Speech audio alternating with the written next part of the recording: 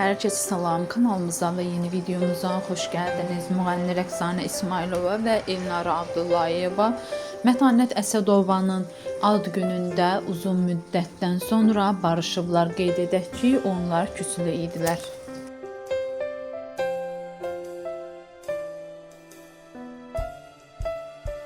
Taciri var.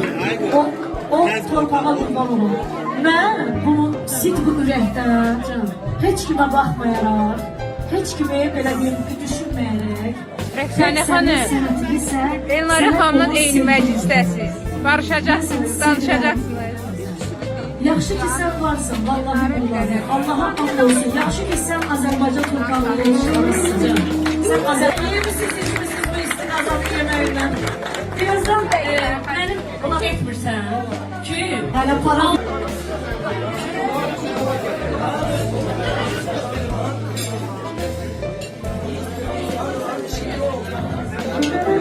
Mətanət xanım, onlar ifa eləyər, ay Mətanət. Gəl, Cema, bax, məsələ nə oxuyursan? Taciri var. O torpağa qurban olur. Mən bunu sidq ürəkdən, heç kimə baxmayaraq, heç kimi belə bir düşünməyərək, Rəqsanə xanım, Elnara xanımla eyni məclisdəsiz. Barışacaqsınız, danışacaqsınız. yaxşı ki sən varsın, vallahi billahi. Allah'a hamd olsun. Yaxşı ki sən Azərbaycan torpağında yaşamışsın.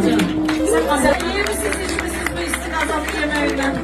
Birazdan mənim buna etmirsən ki, hələ param